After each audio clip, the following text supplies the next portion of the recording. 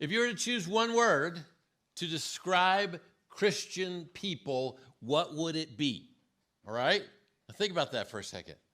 What word would you use to describe Christian people? Right? I know you have something right now, but I don't really care because I'm speaking today, so I'm going to tell you what I think. Based on what I see looking around at the people of Canyon Springs, there are several words that jump out.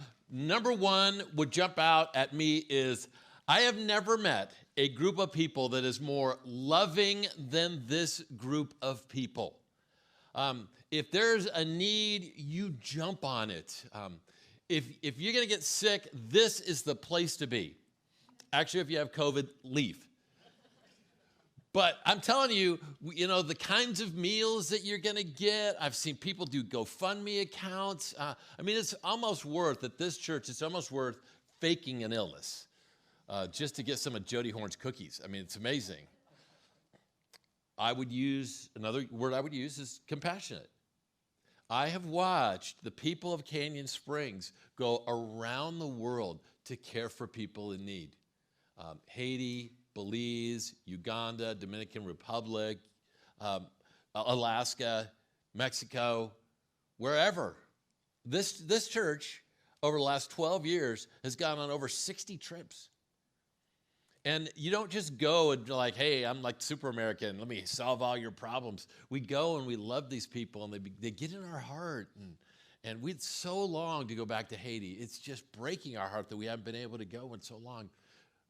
But that's a word that I would use to describe you guys. There's another word I would use to describe you, and here's why I would use it to describe you, is because whenever you show up to Canyon Springs, most of the time you have a giant Starbucks in your hand. And it makes me a little paranoid. Like, how much caffeine do you think you need to get through one of my messages? Honestly, when I look at these people, I see amazing compassion. I see loving. I see generous. There is a guy in our church who found out that there was a family that needed to move into a bigger house. They had brought some kids into their house. It's another thing that I see. They bring in foster kids and adopted kids into their homes. And he knew that they needed a bigger house, so 2 consecutive years he wrote a check for $5,000 to this family. Totally not tax deductible, just out of the goodness of his heart. When the pandemic hit, you didn't think of the pandemic. You thought, how can we help? And we took up an offering. We raised over $20,000 to help people that had lost their jobs during the pandemic. Loving, generous, happy, joyous, caffeinated. Those are the words that I would use. Now, another question. What is the word that our world would use to describe you? It's probably a little different, isn't it? There was a study done, and 90% of people between 16 and 29 were asked how they would describe people in the church. And the word they used, you ready? Judgmental. That's how we're described. And if you're curious what people think, just Google Christian and judgment. I did that just for fun, and it wasn't that fun. But let me just show you some of the images I found. We'll go through these, Grant. Going to church on Sunday doesn't automatically make you a Christian. You have to act superior and judgmental on the other days too. Ow. Next. Sometimes the nicest people you meet are covered in tattoos, and sometimes the most judgmental people you meet go to church on Sundays. So another one. You were a believer, yes, but you skipped the not being a jerk about it part. Okay, I have one more, and this has nothing to do with being judgmental. I just liked it. He's in heaven. Sorry, your username and password don't match. I love that so much. Now, look, I don't know that I can solve what the world says about me. In fact, I don't know that I really care that much because I know the truth about you. But I do care what Jesus has to say on the subject. And we've been in this series called the Sermon on the Mount. We're looking at the most famous message ever given, ever, called the Sermon on the Mount. It's how Jesus started his ministry. And we get to Matthew 7, and he says this. Ready? Do not judge, or you too will be judged. For in the same way you judge others, you will be judged. And with the same measure you use, it will be measured to you. Why do you look at the speck of sawdust in your brother's eye? Pay no attention to the plank in your own eye? How can you say to your brother, let me take the speck out of your eye, when all the time there's a plank in your own eye? You hypocrite, first take the plank out of your own eye, then you'll see clearly to remove the speck from your brother's eye. Folks, turns out not much has changed in 2,000 years. Because you think religious people are considered judgmental now. Same thing 2,000 years ago. And this isn't from some random person. This is from Jesus himself. So today, this is what we're going to talk about. The defining characteristic of a Christian. And what you want your defining word to be. And is judgment part of that? Now, today, as I'm giving this message, I'm going to be giving a message on judgment. And there's a part of this message in which I feel like there are people that will leave today in judgment of me. That's just a little teaser that I threw out there. You just have to wait for that. See if you can pick it up. So here's why I think we get to this place of being in judgment. It's because there's something inside of us that says this, that my sin, not quite as bad as your sin. Like I can cut myself some slack on the things that I do wrong, but the things you do wrong, not so much. You're way worse. And over the last 20 plus years working at this church, I can say that's really true. You guys are way worse than I am. This is kind of how we are. I love this line. I know I've used it in church, and forgive me. I just think it's so funny. The late George Carlin put it like this, right? Anybody driving slower than you is an idiot, and anyone going faster than you is a maniac.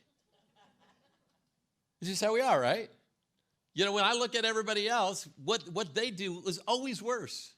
If you go on the highway, we totally feel this way. 66% of people say they see people doing dangerous things on the freeway all the time. 81% of people say that they are excellent drivers. And I know I've used this statistic because it's my favorite, that 60% of people, there's a group of people that they were interviewed, are you an excellent driver? 60% of them said, yes, 100%, I am an excellent driver. And those people that were being interviewed were people that were in the hospital for an accident that they themselves had caused. It's just who we are. We look out, and it's way easier to see the sin of other people than the sin inside of ourselves. We're going to jump back one chapter. Matthew 6:14. Jesus kind of talking the same subject. It says this, for if you forgive other people when they sin against you, your heavenly Father will forgive you. But if you do not forgive others their sins, your Father will not forgive your sins. Let me put it like this. What I do is forgivable. And when I go to God, I believe that he is going to forgive me for this. And I can be on my knees, I can walk out clean. But that thing you did to me, and that way that you hurt me, and those words that you said to me, I am never forgetting those. Now, there's a key to all of this. And it's a word that we don't like, but we're going to talk about it today. And it's the word sin, all right? The word used most often in the New Testament is this word, okay? It's harmatia. Harmatia means to miss the mark, to err, to be mistaken, to miss or wander away from the path of righteousness and honor, to do or go wrong, all right? Okay, so most of you guys know that I took a month sabbatical in July. And every time I tell people that, or when I come back from the sabbatical, I'm totally being judged by you guys. So many people go, God, it must be nice to take a month off. Well, you guys don't know what it's like to work with you people. I need it. Well, I think after a sabbatical, you want to know, did it pay off? Did I spend my time wisely? And I did. I redid a couple pieces of furniture, went to visit my kids, but I do have to tell you about one moment that you might judge me on. I went to happy hour, and as I was sitting at happy hour with my wife, behind her on the television set was the World Axe Throwing League. Have any of you ever seen this? It's the most ridiculous thing. It's like darts with axes. And I didn't pay one lick of attention to what my wife said that entire happy hour. I was just focused on these, I don't know, is this wrong? Rednecks throwing axes at wood. I just couldn't stop watching it. It was terrible. Now, I want to show you what it looks like. Do I have a picture of that? Yeah, here we go. So the way it works is there are a couple of guys with axes, and I am envisioning that also on the side, they didn't show this, but I'm also envisioning beers, right? There's got to be beer involved in this event. So they're throwing, and after they throw each time, you can see it's like a dartboard. They're aiming for the center. And after each time, this is the championship, so they have a caller, and the caller will come out and go, 4, 5, and everybody will cheer. And when I say everybody, there's like 20 people there.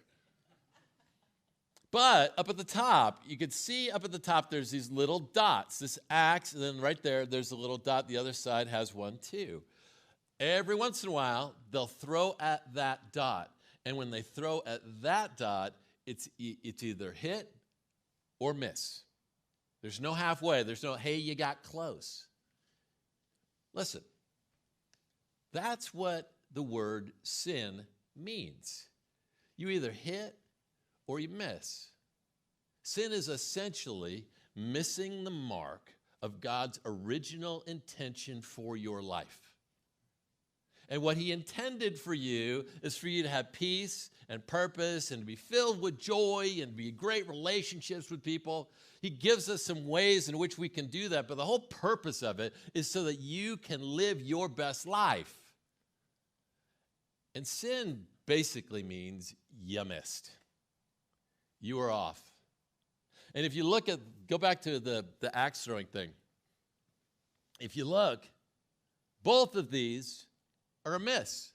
One is a lot farther off, and one is right on it, but just missed by just a fraction. Well, in God's economy, it doesn't matter. If you missed, you missed. Now, there's a couple reasons why we don't like talking about this. First reason we don't like talking about it is that nobody wants to talk about their sin and their mistakes. I mean, on a very, very good day, I will talk to you about my sin that I used to do 30 years ago, all right? Happy to talk about those things I've already accomplished and already done with.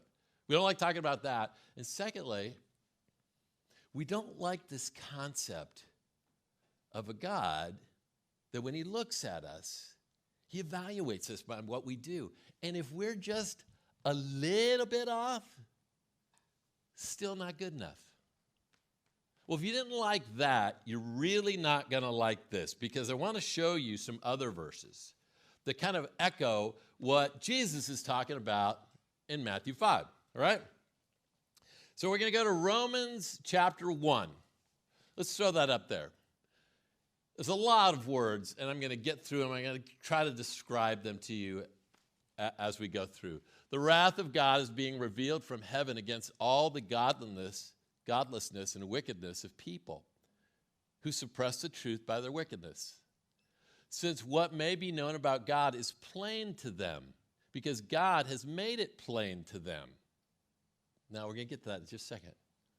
For since the creation of the world, God's invisible qualities, his eternal power and divine nature have been clearly seen, being understood from what has been, so that people are without excuse.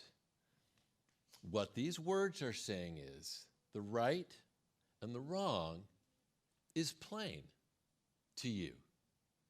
Now let's think about that for a second. We all have different definitions of what's right and wrong, right? But there's a certain basic element that is inside of us. It's not inside of animals, but it's inside of us. Some people call it a conscience, where we think, yeah, this is good and this is bad. We don't agree on everything, but there are certain things that we agree on, all right? For one, lying, right? Like we know that if you lie to everybody in your life, it's ultimately going to really cost you in your relationships. And that is true no matter where you are in the world. We also know that if you take a 5-year-old anywhere in the world and you're in a public square and you beat that 5-year-old, there's not a place in the world that's not going to be outraged with you because they know that's wrong. Even if you take that 5-year-old, you just yell at them really loudly. Everybody around you is going to know, yeah, no, that's not right. We see all kinds of movies that sort of glorify infidelity, stepping out on your spouse. But let me tell you something. If you step out on your spouse any place in the world, people know it's not right. There's something that has been placed inside of you. It's been placed inside of me, that it's clear to us. And these verses say we're without excuse. Okay, let's keep going.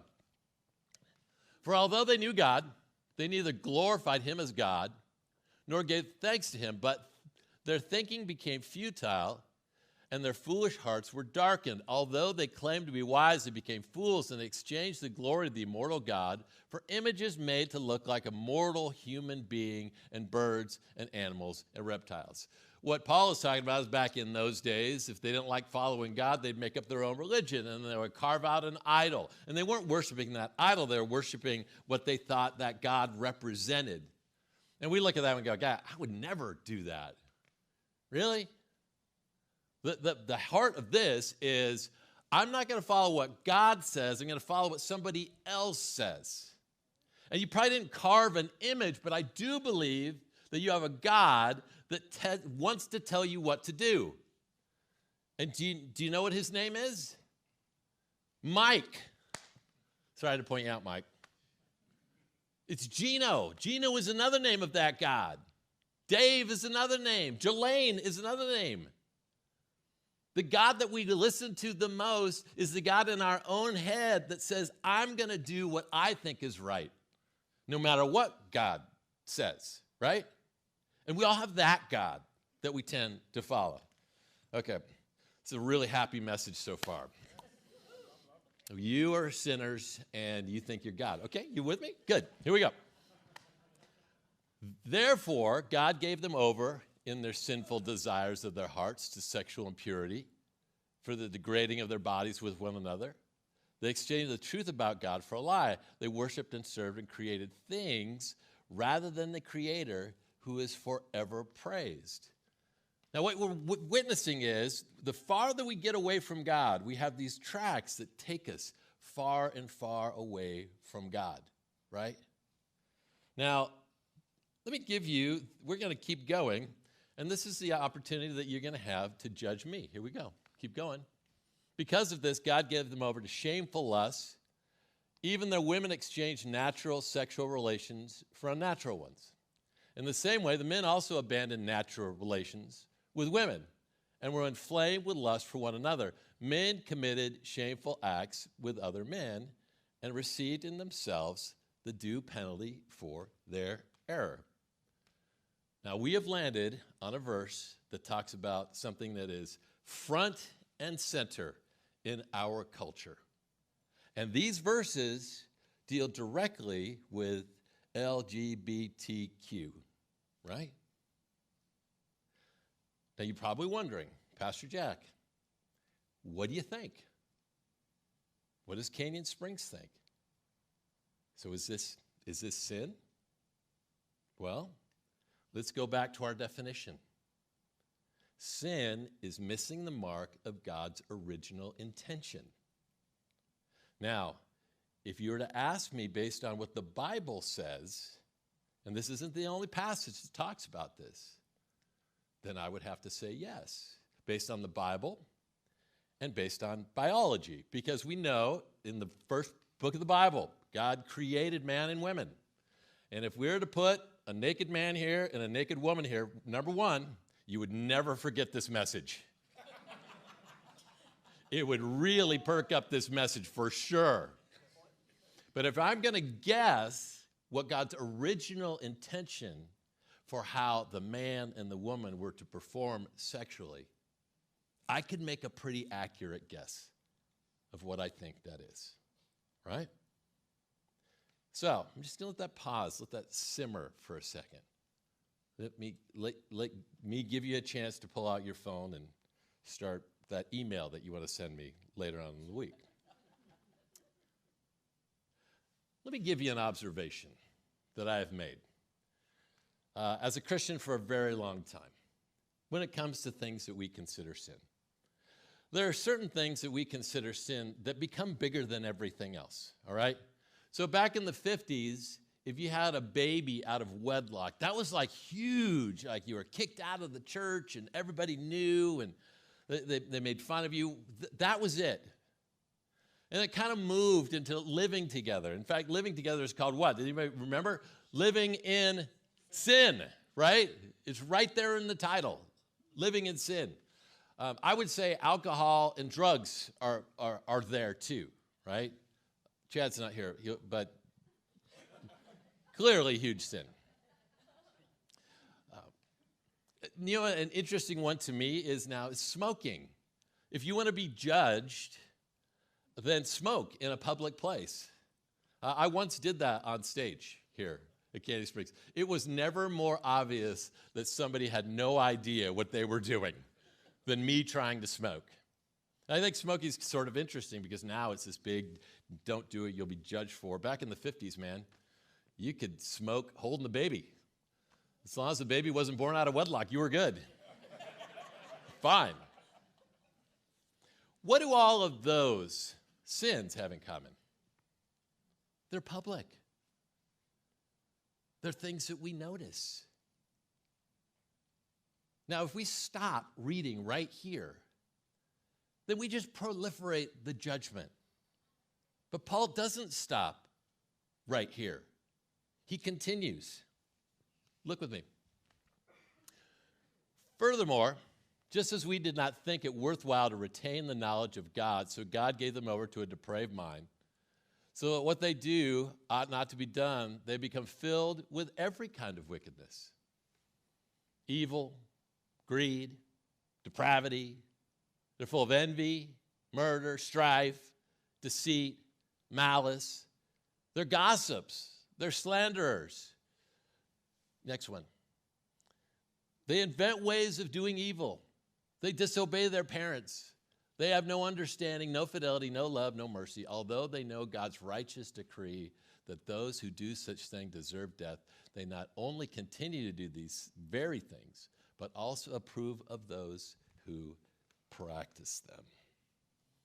What Paul is doing in these verses is he's given us a list, and he's saying to us, you make the list. Now, maybe we get the first set of verses you look at, I'm good, man. I'm good, sexually pure, and like I don't watch a lot of bad stuff on TV, and I'm fine. I didn't watch Game of Thrones, so I'm good. I haven't slept around, so I'm good. And then he keeps going, right? You got past that one. How about this one? Any of you ever greedy? There are people in this room who make more money than they ever thought they would make in their lives. And yet, do you find yourself thinking, I'd be happy if I had just a little more? Anybody in the room like that? Anyone envious? Somebody gets a Tesla, you want a Tesla. Jonathan has a Tesla. You don't think I want a Tesla? I am hoping to do extra offerings. Somebody gets a bigger house. Somebody gets better appliances. It's how we function. That's envy. It says, do you experience strife? Strife? Really? Like all the time. That tension and anxiety. Gossip's on this list. Any of you guys ever gossiped? Any of you ever gossiped about me? I want to know. And then it gets down to oh, wait. What just happened? I missed something. Ooh, did you raise your hand? Okay. I love you. You're never speaking again, though, Gino. Never. At the bottom of the list, it says this: they disobey parents. Okay, let's get real. Any of you ever come in past curfew back in the day, right? Any of you ever say you brushed your teeth, but really you just wet your toothbrush? Paul is making it clear. You make the list. And then he gives us the point in Romans 2, which is the same point in Matthew chapter 7. And in Romans 2, after the entire list, he says this: you, therefore, have no excuse. You who pass judgment on someone else, for whatever point you judge another, you're condemning yourselves, because you who pass judgment do the same things. And it might be different, but you do it. And you envy, and I yell at people on the freeway, and you got an anger issue, and you look at stuff on the internet. We make it. We're on that list. Okay, let me take you back to the 4th of July. Anybody go to the 4th of July parade? Scripps around the 4th of July parade? It's just a really sorry little parade. I mean, I love it. It's great, but it never changes, right? You got the Boy Scouts marching and the cheerleaders march and all of the really important political people, you know, like principals are driving by in their little convertibles. And you got the guys with the lawnmowers, and they're marching through with a beer in their hand. Do you ever notice that they got the guy he's got a wheelbarrow. It's just full of booze, right? Hey, we're alcoholics. I'm kidding. That's just a joke. But nothing changes about that parade. And it's right in front of my house. So I don't have any choice. I got to see it one way or another, even if I don't want to go. So Jonathan came down and we watched the parade together. Well, apparently on my cul-de-sac, there was some controversy. Because this year during the parade, nothing usually changes, but there was a pride portion of the parade. And afterwards, my neighbor came up to me, and he said, "Did you see what happened in our cul-de-sac?" I said, "No, I did not." Apparently, there was a woman who was in our cul-de-sac that doesn't live in our neighborhood, but as the pride portion went past, she was doing this and audibly yelling, "Boo!" And my neighbor told me because he's my friend, and his brother is gay. And it made me think, who boos a human? Who puts their thumbs down as a human being walks by? Unless that person's a referee, right? Then it's okay. But you don't know that story. You don't know that path. I don't know the stories of the people that march path. So I looked up online, and I found one story. His name is Beckett, and he's a gay man, and he described his journey like this. His words, not mine. "Sometimes I pray that God would heal the sexual brokenness in me, especially given that I was molested when I was a child by a friend's father, which I think had a larger effect on my sexual development than I used to admit." Now listen, Beckett's story is not every gay person's story. There are a lot of factors that go in orientation, and I can't begin to understand all of them. But if Beckett walked past my house, would I boo Beckett? Would I put my thumbs down to him? Or would I feel compassion, especially for young Beckett, who was just a kid playing one day, and some stupid, ignorant, evil person changed the course of that child's life? Listen, I want to make this very clear. Do you know what our job is? Our job is not to point at everybody else. We have a singular job to start with, and that is to look inside ourselves, to take the plank out of our own eye, to understand what our own issues are, and not point at everybody else's issues. And Jesus made that very clear. And Paul made that very clear. Now, as we close, I want to take a moment to defend God for a second, okay? Because sometimes you look at God and go, God, why are you always talking about sin? Why are you pointing out everything? Like, if I just miss this much, why is that such a big deal? Well, to understand, you have to follow through the book of Romans. And the book of Romans gives us why. And it takes us from Romans 1 to 2. We looked at those. In Romans 3, this is the point. For all have sinned and fall short of the glory of God. We all make that list. We all do things that we wish we hadn't done. And then Paul admits that he's like the worst of all of them. And he describes something that we all go through in Romans 7:21. Although I want to do good, evil is right there with me. What a wretched man that I am. Who will rescue me from this body that is subject to death? I don't want to yell at every car that cuts me off or the person that's going 55 in the fast lane. I don't want to, but I do. I want to treat my wife with kindness, but I'm impatient and a jerk sometimes. I want to be good. I can't be good. All of this points to one moment. Romans 8, verse 1. Therefore, there is now no condemnation for those who are in Christ Jesus. Because through Christ Jesus, the law of the Spirit who gives life has set you free from the law of sin and death. And here's why Jesus came.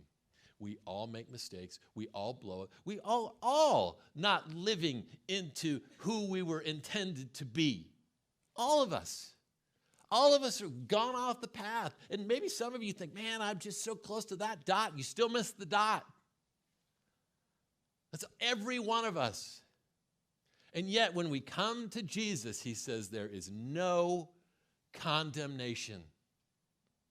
And our daddy picks us up and says, I love you. I would do anything for you.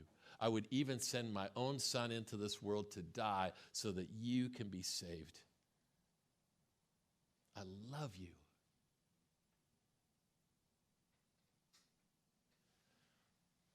What do you want to be known for? People in your life will make up their minds what word it is that would be used to describe you. What is that word? Is it judgment? Is it hate? Is it love? Is it compassion? Is it joy? Is it peace? Is it freedom? Okay, so I want to end with the end of Beckett's story, all right?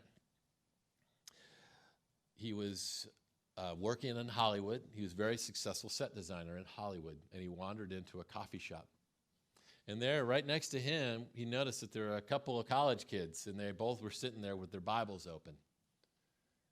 And he wandered over and says, hey, what are you guys doing? I said, we're doing a Bible study. And they said to him, would you like to go to our church? It's called Reality LA. I think you like it. It's for people, everybody.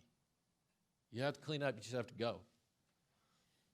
That next Sunday, Beckett went to church, and he met the God of compassion and love. And through tear-streamed eyes, he accepted Jesus as his own. That is why we exist in this room. Let's be known for that.